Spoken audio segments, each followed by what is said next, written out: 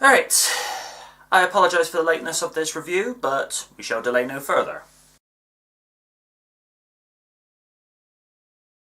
Kind of made sense that the only reason Havoc got captured into the GDF heavily secured prison was just to be able to steal the master drone control, which then now connects the dots together as to why there was this ominous zoom-in shot of the drone's silo scanner at the front, which again I swear that they're borrowing from Terminator 3's Rise of the Machine drones. And here's the thing, folks, the only thing I enjoyed about that movie was Arnold. And Arnie, get well soon.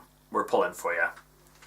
It's interesting to see a civilian space elevator, but then again I suppose it makes it easier for space traffic, whether it's going off to other satellites, so you don't have to deal with the unnecessary process, or whatever you deem unnecessary, of jetting off from a space, pulling away from Earth's gravitational pull so that you're not using up so much fuel. So that kind of makes sense. And makes you wonder exactly what kind of communities are actually living up in Earth's orbit, besides John in Thunderbird 5. But, it's just an interesting take on that.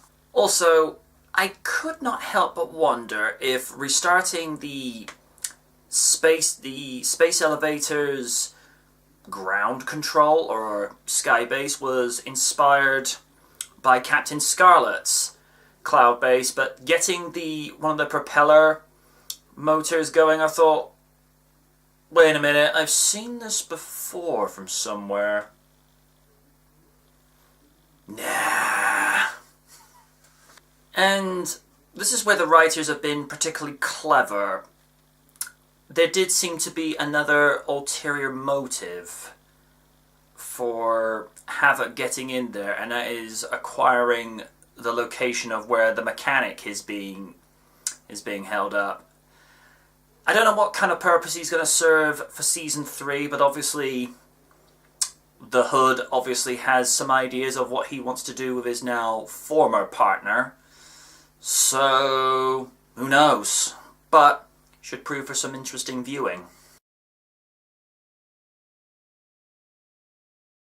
Well, as for voice acting, the regulars nail it as they so often do, but Craig Steen as Fuse and Amy Fiefont-Edwards as Havoc, guys, you phoned it in once again. It's just not so much with Fuse, but Havoc just comes across as really contrived. They're just doing like these generic, cheap Saturday morning cartoon voices. I mean, Rosamund Pike as Lady Penelope nails it. She actually puts the effort in. Angel Colby as KO. She's amazing.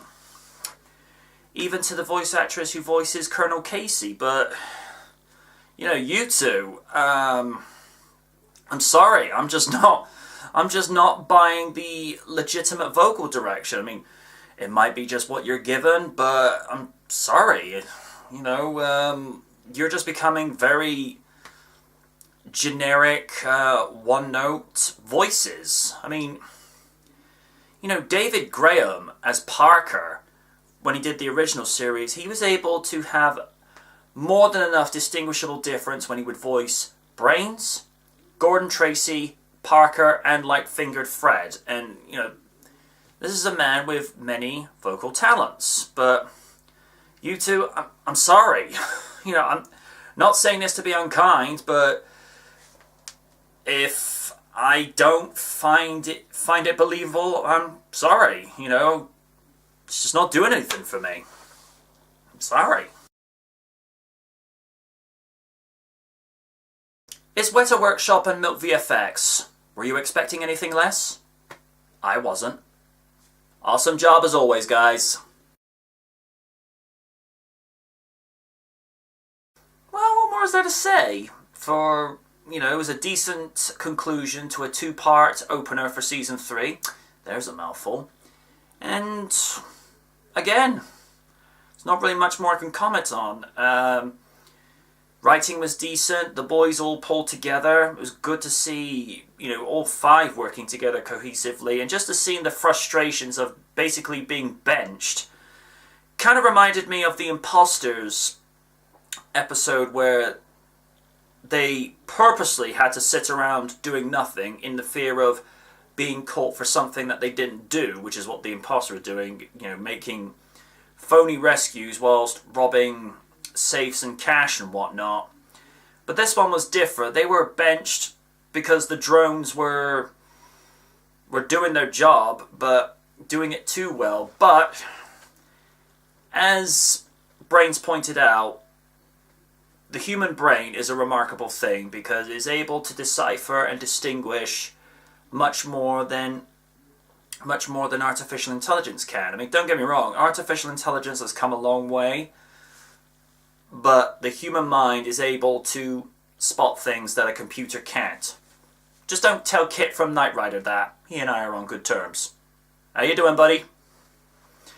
But yeah, decent opener to the 3rd season, and it was hard to think it was 3 years ago on Easter weekend. This series was brand new, and it bowled us, long time existing fans over, and it's won over a new generation. And this generation is even looking to yesteryear and are just being amazed at the wonderful world that Jerry Anderson invented, crafted, and laid the foundations for many years to come. I honestly think, and I said this in my review for the 2-part opener for Season 1, Ring of Fire, if Jerry was still here today, he would approve of this show. I think it's marvellous, the work that ITV and Weta Workshop have done with this show. I don't think fans and people that love Thunderbirds or just love anything of Jerry Anderson, I don't think they could be any happier. So here's to the rest of the season. Let's see what surprises awaits us.